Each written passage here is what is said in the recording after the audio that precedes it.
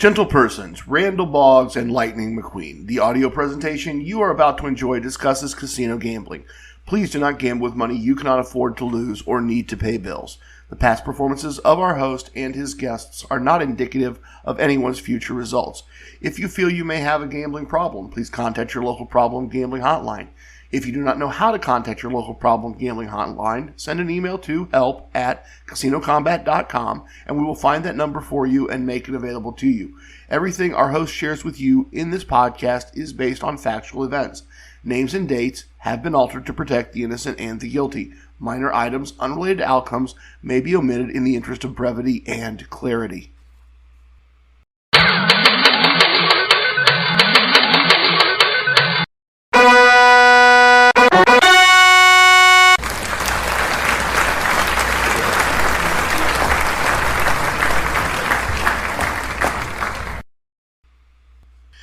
It's me, it's TRG, the Ramblin Gambler, a revolutionary and evolutionary intellect in all aspects of casino gambling.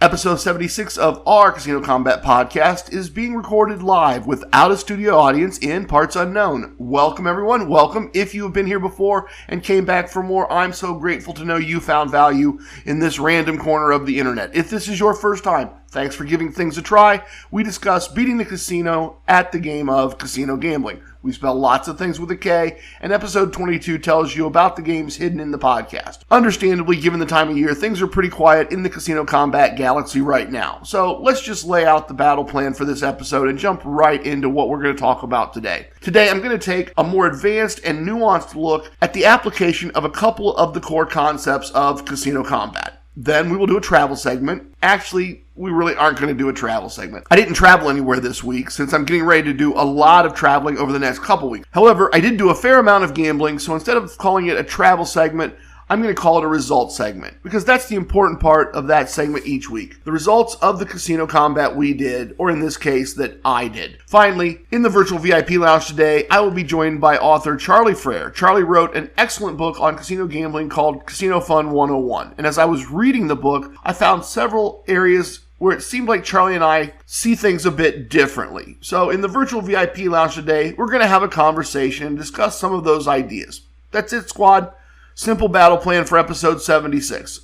Let's get started and discuss some core concepts.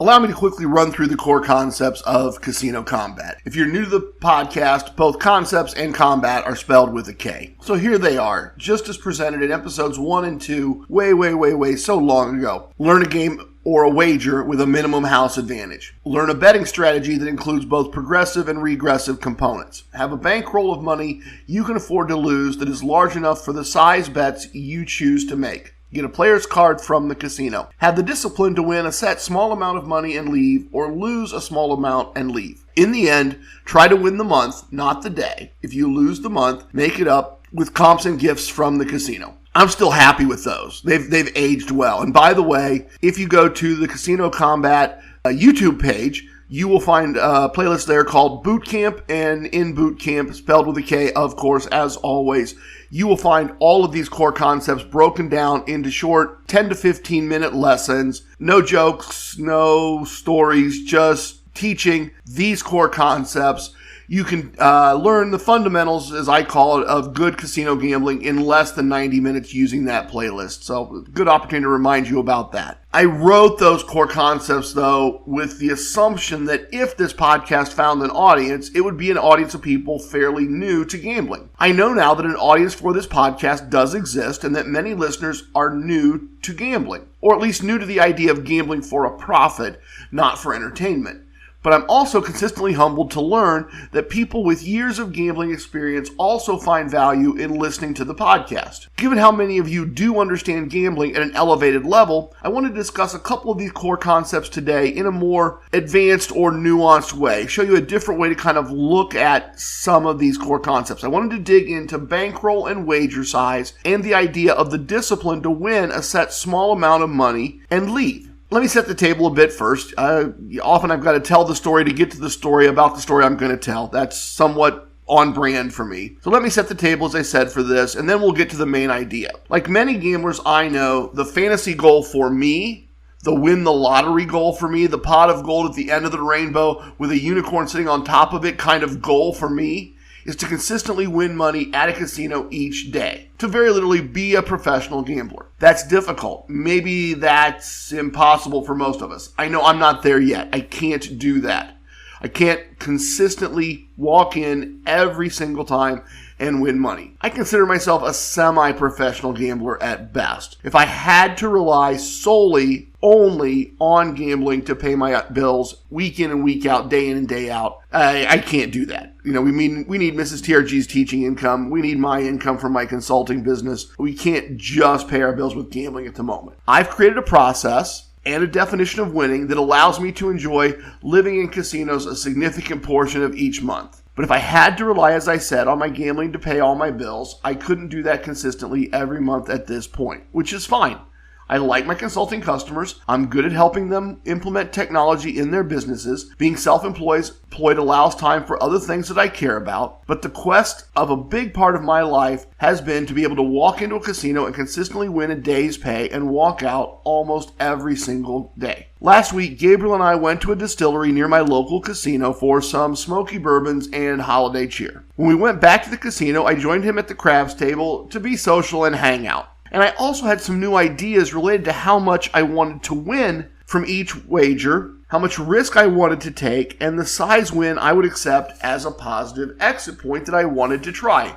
A new variation on what I'd been doing. We had a great time playing craps together, but Gabriel didn't agree with many of the decisions I was making at the table. I didn't leave my bets up long enough from his point of view. I didn't take odds when he felt I should. And in the big reveal of the day, when I left having won 20% of my buy-in, he said, that isn't enough. I can't win just that amount of money and leave. I need to win more than that. And I told him I'd be around the casino for a while. That was enough of a win at a craps table for me. I consistently lose money at craps when I try to use the same positive exit I use when I play blackjack or baccarat. That conversation with Gabriel got me thinking about what winning a small set amount means, which led to a conversation with my youngest son, the young squire, about risk and repeatable wins. And for someone who rarely gambles and isn't really interested in gambling, the young squire's comprehension of the math and the techniques involved in good gambling is really pretty amazing. He's one of the sharpest gambling minds I know. Probably because he's been discussing gambling with me since he was roughly 12 years old, roughly half of his life at this point. The young squire is one of the few people who can finish my sentences when we discuss new ideas or new concepts. All right, that's a lot of setup and background. That's the story to get to the story.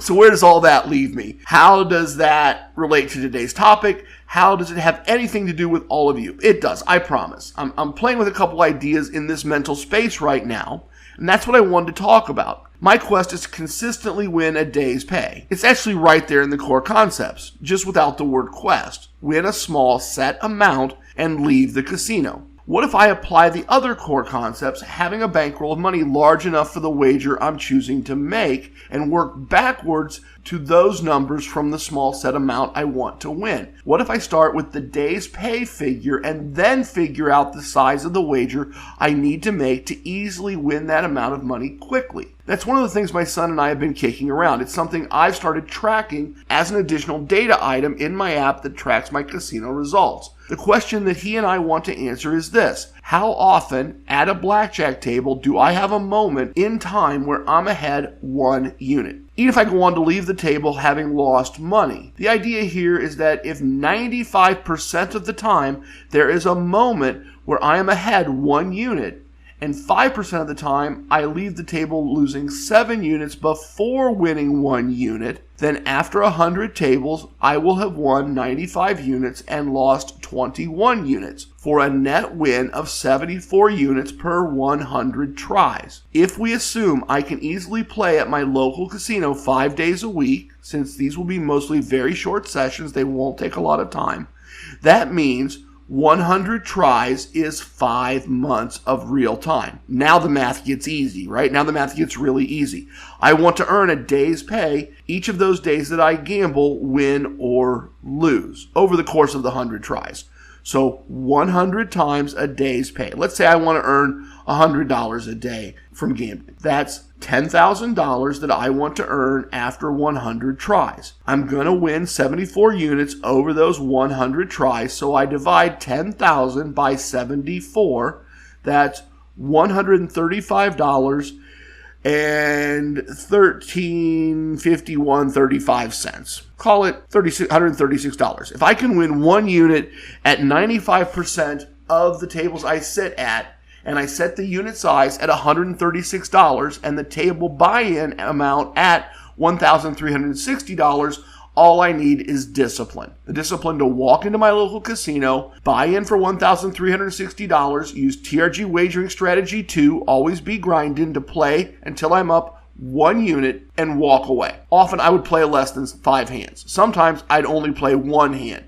But the great part is that I could walk into my local casino, walk directly to the high limit room, and play those hands quickly and leave. There will always be New Year's Super Bowl, something like that. But generally speaking, there will always be an empty table available at $100 minimum at my local casino. Quick and easy. Let's also go back to that conversation with Gabriel. Everything I tell you is always true from a certain point of view. In this case, the point of view when I told you about my conversation with Gabriel to start this discussion left off my full reply. I thought it would have more impact here if I showed you it when we got to this point in the discussion. Gabriel said that I hadn't won enough, that he couldn't just win that small amount and leave. He needed to win more. And I did reply that if I tried to use the same positive exit that I use with blackjack, I lose more often than I win. But I think my next comment to Gabriel really drives home today's point. The next thing I told Gabriel was that the 20% exit point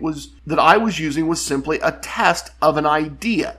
That if I could consistently win 20% of my buy-in amount and leave the craps table, I would set my buy-in amount any way I wanted to and pick the amount I wanted to win for the day. Even if I needed to buy in for several $1,000s and make wagers that are a few $100s, that's very reasonable and won't draw attention at this casino. That's not going to be surprising. I'm not going to be the biggest bettor many times that I play at this particular property. That's the thing I'm working on right now with craps. I don't really care about the amount of money I win before I leave the craps table, except as a percentage of my buy-in. Locally, the craps tables are almost always set at a $25 minimum wager. I've calculated my bankroll for the wagering strategy I'm using, and I'm trying to consistently win 20% of that buy-in amount and leave. If I can do that, I can work back from my day's pay number to determine the bankroll and wager amounts. Honestly, that's fairly simple. I would just triple everything I'm doing right now, and 20% would be a day's pay win. And it's quick.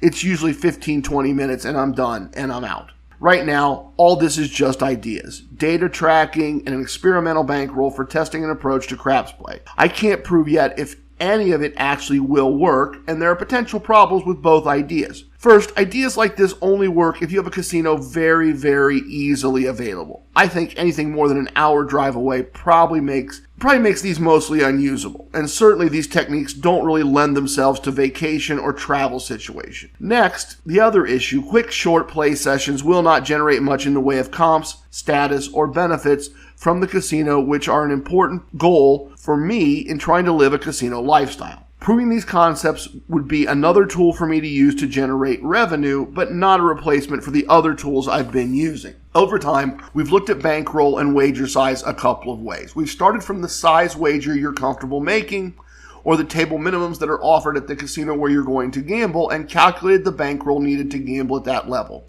We've also started with the amount of money you can afford to put at risk as a bankroll and worked backwards to the wager size that bankroll can support. What I'm suggesting today is another way to look at this calculation by starting with the amount of money you want to win for the table or the session or the visit, and then setting your wager size such that you have a high probability of winning your exit money easily, and then using that wager size and the probability of success to determine how large your bankroll needs to be. If you look at wager selection and bankroll size from this point of view, you may find that the best way to accomplish your goal financially is to increase your wager and bankroll size to make it easier to reach your positive exit number and leave in a much shorter period of time. All right, travel segment is not next. Travel segment is not next. The results segment is next. That's right, the results segment. Same data, different name. Let's find out what segue sound T-Rex came up with for this one.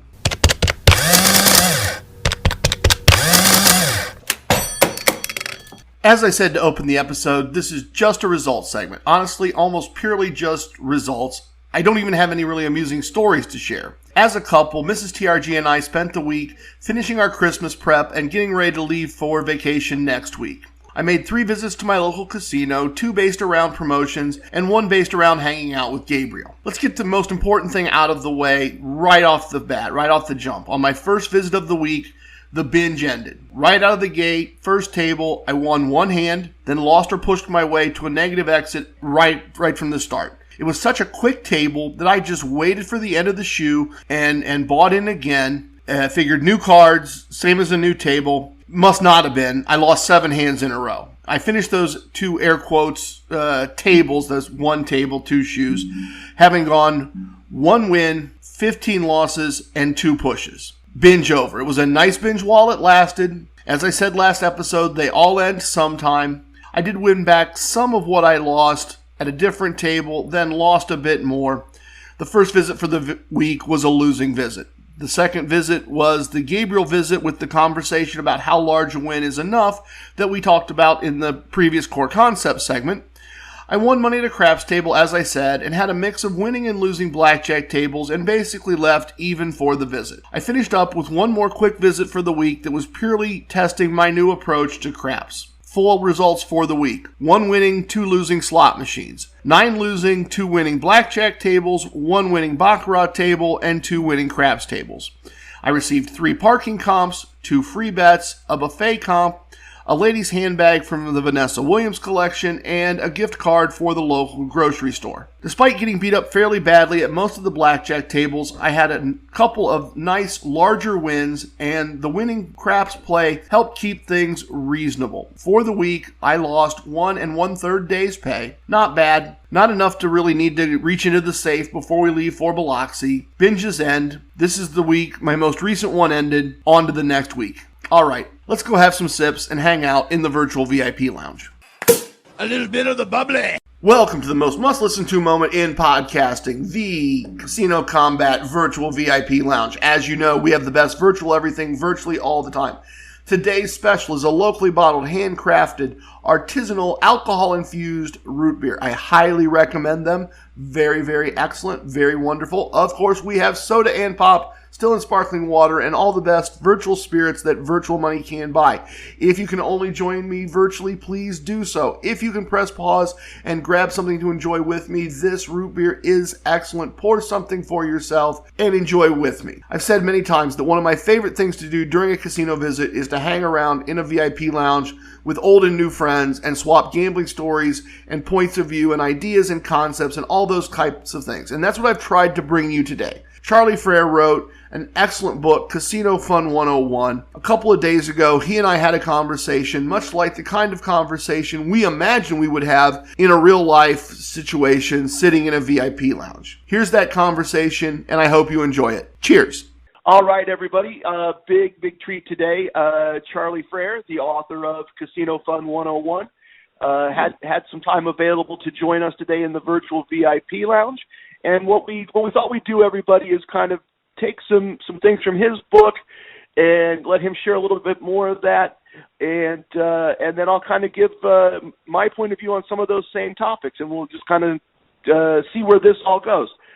So, Charlie, thanks very much. As we kind of talked about, I thought maybe we'd start with you sharing your point of view on ATMs in casinos and players using ATMs in casinos. So thanks for being here. And how does your book approach that topic?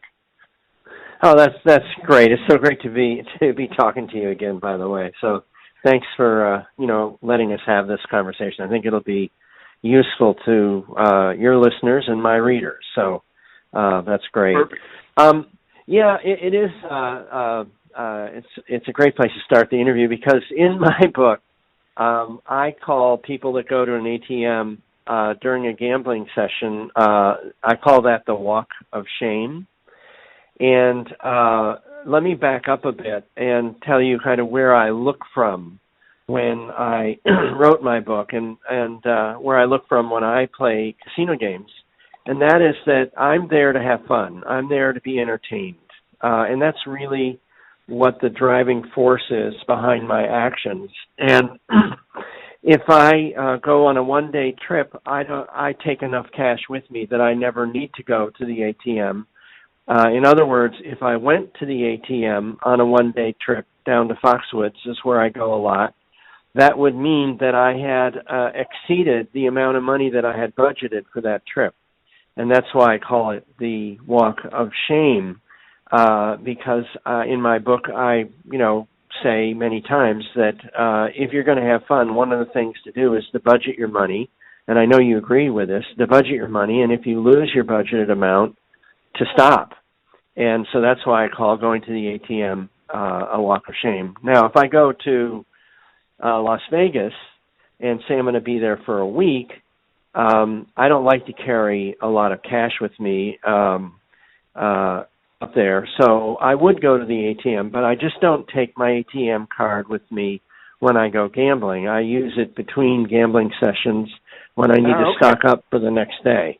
And so my walk of shame specifically pertains to losing the amount that you said you'd lose and then going and getting more money anyway. Oh, okay. All right. I see that. And maybe that means we're not quite as far apart as I thought, because you're really kind of talking about getting off your plan as being the shameful part of it. Exactly.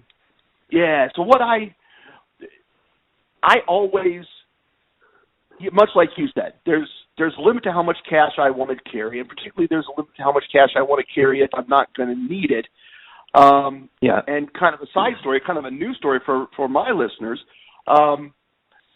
Several years ago, we took multiple days of money to Las Vegas with us, and 2/3 of it was in an envelope, in an inside pocket, behind a computer, in a computer bag. And we get to the last day of the trip, and I say to my wife, the lovely Mrs. TRG, hey, we're in this part of Las Vegas, and so let's kind of head back and do a little gambling and head back toward the hotel as we head toward dinner, because boy, if we get smacked a couple more times, we're going to need to go grab that extra money. Now, thankfully, we didn't. We ended up winning, and we never needed more than the money I got off the plane with in terms of going into that book bag. And as we're leaving the next day, I realized that someone had been in the book bag, had not taken the computer, had not taken the iPad, but they had taken all the extra money. Oh, boy. They had taken all of...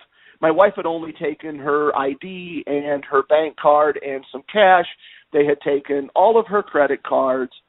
We were reminded the hard way that we should have used the safe in the hotel room, because apparently housekeeping had decided to help themselves to some of our possessions. So very much based off of that, what I started doing is I opened a bank account that I call the cloud safe. Because I'm away from my house, I can't get into my real safe to get previous winnings. So I'm willing to go to an ATM when the plan calls for it and take previous winnings out of the cloud safe. And we're on the same page there, because I don't consider it shameful to have planned that if I got to day 2 or day 3, and sometimes that's just a local trip. We'll sometimes go to Casino One for a couple days, and I don't pull more money out of my real safe. I know that I might not, in my normal carry-around money, have enough, but that's okay. I have winnings in the cloud, if you will, in a bank somewhere that I can reach with the ATM card. And if I need more money on day 2, I get it. Yeah. So, yeah, we're... I think we have similar ideas. We just approach a little different, but both are perfectly valid. I mean, another little thing about this is just, it's embarrassing, but I have from time to time in the past had my ATM card, lost the amount of money I had budgeted, and broke all my rules and went and used my ATM card. So, I don't think I'm the first person to ever do that, you see. So I talk about this, what I call the walk of shame. I talk about that from experience. And that's why, especially on my one-day trips, I just leave my ATM card at home. I don't need it, Right. So, yeah. And you're right. I think anybody that's been to a casino more than once or twice, as they're learning how to gamble, which is what your book is about, is teaching people how to avoid some of those mistakes we've both made. But we've all done that. We've all gambled through everything we said we were going to lose, and then, yes, with a bit of shame, gone and taken more money out, and generally lost that too, I imagine, for most cases.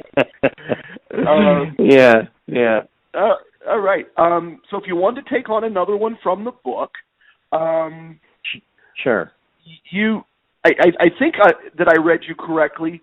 You have a system for raising wagers when you're winning at table games, but you don't raise your wagers based on losing. So did I get that right? And if I did get that right, kind of what's your thinking there? Oh, great.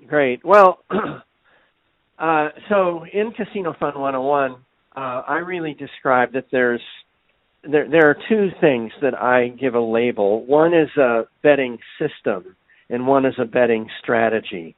And I would like to really make that distinction for everyone. These are two terms. I'm using the two terms so I can tell you two different ways of looking at it. A betting system is something like you've heard of the martingale system. It's a way of betting that the person betting believes they are lessening or softening the casino's mathematical edge.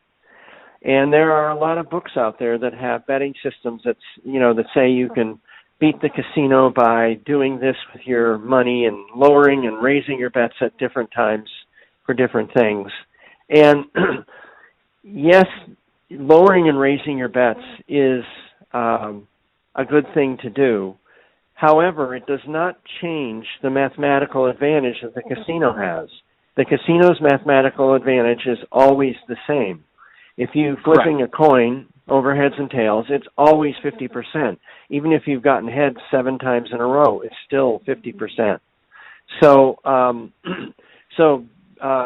there's no betting system that cuts down on the mathematical advantage of the game that you're playing. I use what I call a betting strategy.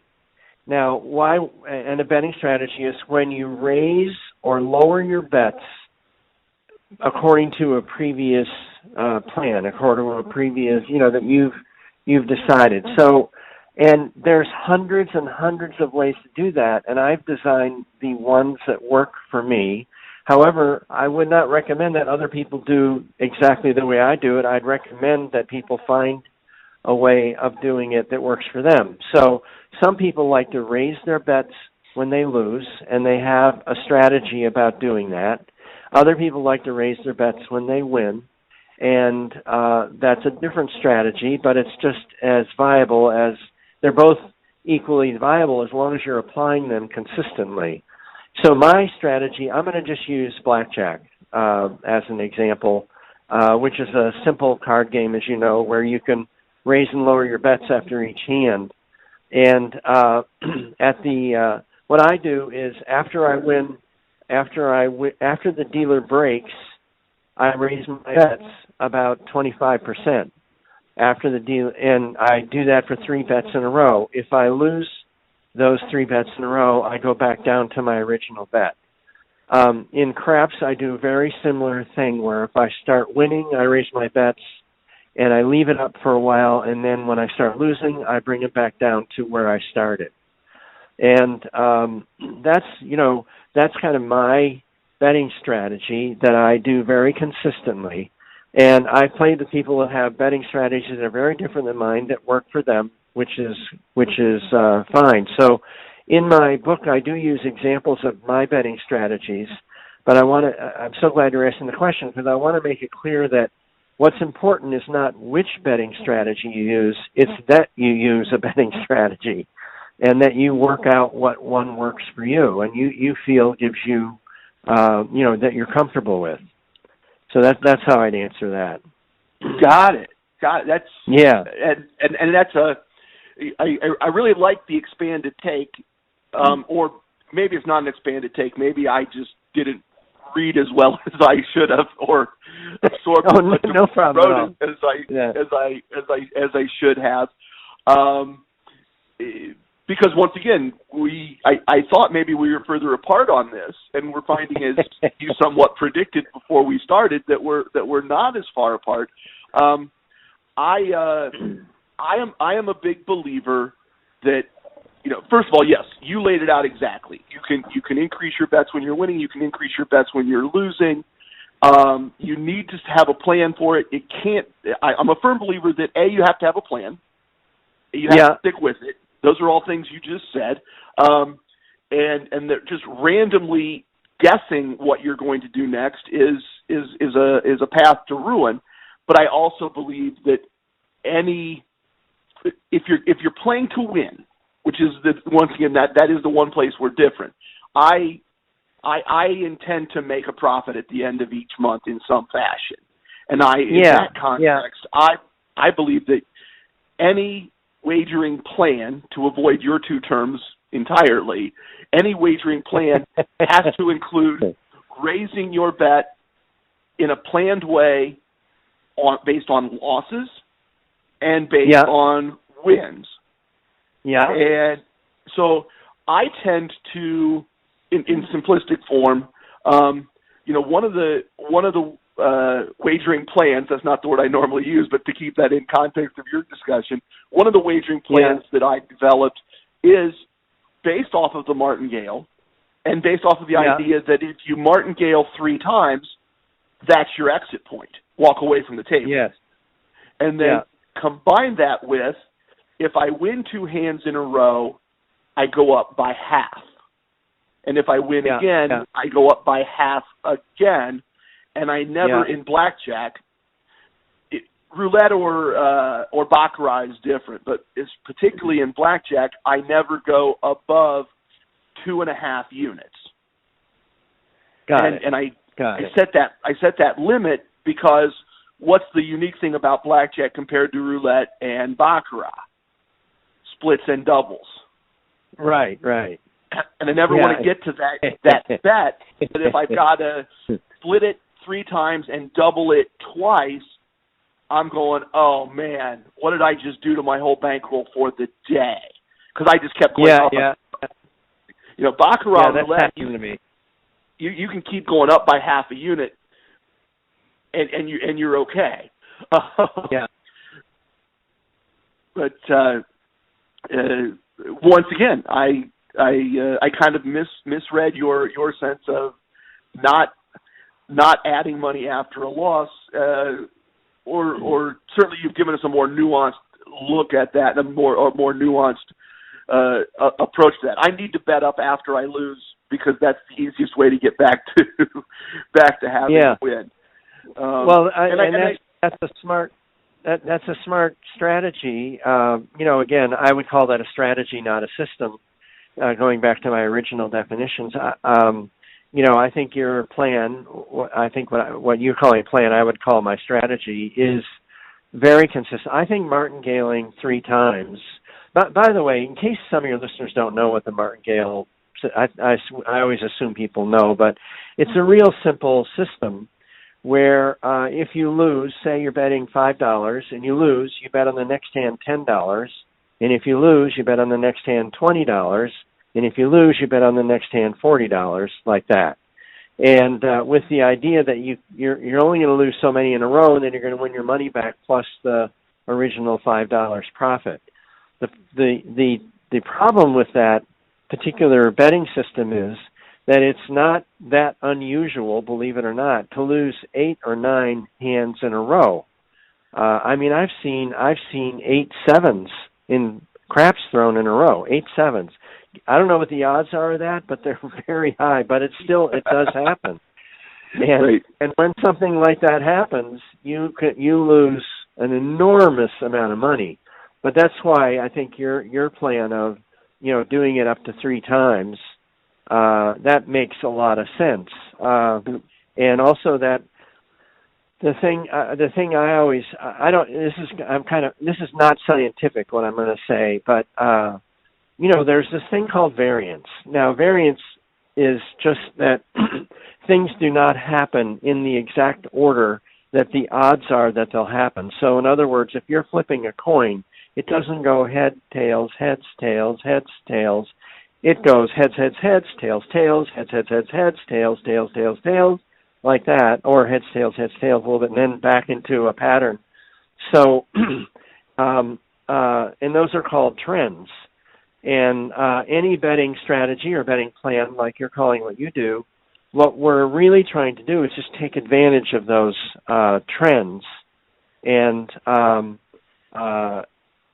that's why I raised my hand when a dealer breaks.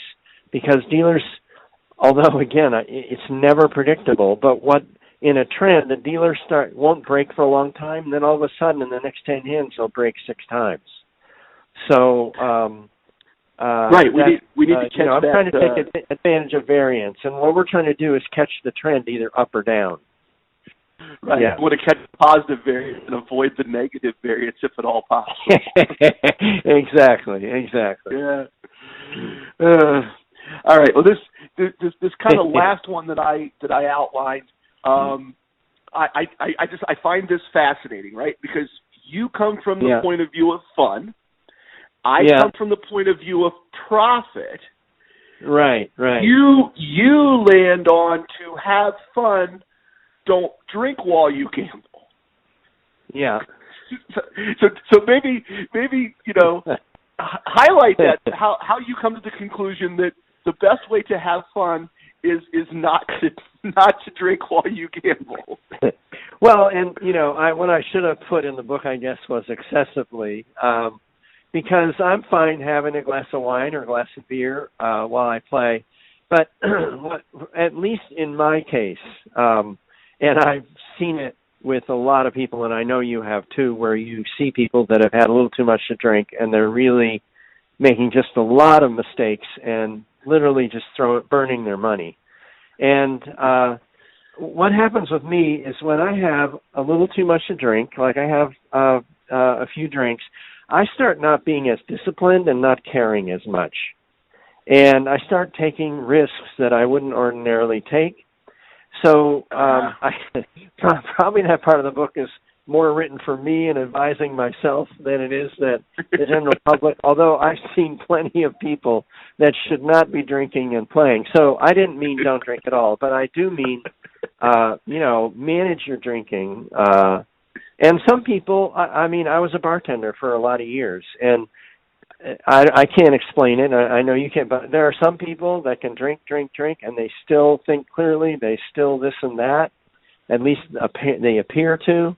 And other people have, one little sip and they're giddy already. So it's kind of a personal thing, but I really manage that. If I want to have a drink, I wait till the end of my session, and then I have a couple drinks, or I certainly don't. If I'm going to go out and party, I don't gamble and party. I do one or the other. Or I'll go to the $1 table if there is such a thing anymore.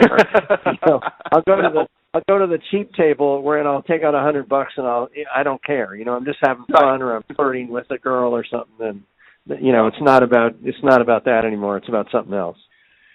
Well, and I think particularly from a 101 point of view, and that's where you wrote from. That's the audience you wrote to. Yeah. Right? Was people that hadn't had your experience, hadn't had either my experience, or at least from the point of view of observing exactly what you said. People that had not only had a little too much to drink, they had a lot too much to drink, and were just completely being random. And so you gave the very good 101 advice: don't drink and gamble. And that's why the book is Casino Fun 101. You know. Right, exactly. But early in the podcast process, I use things called casino wisdoms that try to take knowledge or experiences that myself and my friends have had, and then couple that with an action based off of that information. And so one of my casino wisdoms is don't drink and gamble, or be well prepared to do so. For me personally, I love it. Right? So be prepared. Yeah. Be capable of consuming and gambling, or don't do that. But I personally, I regard not being able to enjoy free drinks and gamble and stay on plan as as a weakness, as a flaw. I would consider myself a less than proficient gambler if I couldn't, literally in some cases, flag the waitress every time she comes by in Las Vegas or Atlantic City and get a nice cocktail and still stay on my plan. Yeah. And that's, I guess, that's how I have fun. That's perfect, man. That's perfect. So I just found it fascinating as I'm reading the book. I'm thinking he's all about fun. He's all about fun, and don't drink where the drinks are free. How is that fun? But you've expanded on that and shown that you're seeing it in much the same fashion, which is it's more fun if you also stay on your plan. Because I'm sure lots of people, if you haven't, lots of people have had that experience of waking up, checking their pockets, finding the ATM slip, as we talked about at the beginning of things, and realizing they lost a whole lot more than they intended to, and they don't remember if it was fun or not. Yeah, that's great. So, perfect. All right. Well, this has been a lot of fun. Thank you again. I think my audience, from the feedback I get, really appreciates it. I know some people have gone to my website, have gone to CasinoCombat.com and found your book in the TRG recommend section, and they've, my stats say they bought a copy of your book and they didn't return it, so they obviously wanted it to stay on their shelf. So we've managed to find a couple of new readers for Casino Fun 101. Great. So, once again, thank you very much. Enjoy your holidays, and then maybe after the holidays we will pick out another few of these and see if we can do this again, if that sounds good. Yeah, no, I'd love to do that. I'd love that. And happy holidays to you, and thank you for the service you provide to all your listeners in terms of giving out information and helping them get better and better so they can have more fun, because when you get really good at this, it is really a blast. There's just nothing more exciting to me than playing adult games in casinos and knowing what you're doing, and not only having a good time, but oftentimes winning some money to take home. Thanks again to Charlie Frair for spending some time with us. His book, Casino Fun 101, is linked in the TRG Recommend section of the CasinoCombat.com website. If you need to get a copy, drop by there. I've got it all set up for you. It's nice and easy. Please tip your waitresses, tip your bartenders, tip your dealers. If you have a host, tip your host, but don't tip away your wins. I have spoken. Everything you heard here is true from a certain point of view. It's time for leaving, and I hope you understand I was born a Ramblin' Man. Love it, hate it, it don't matter. Please share with your family and friends. Goodbye, everyone. Thanks for listening. I appreciate it. Talk to you again soon.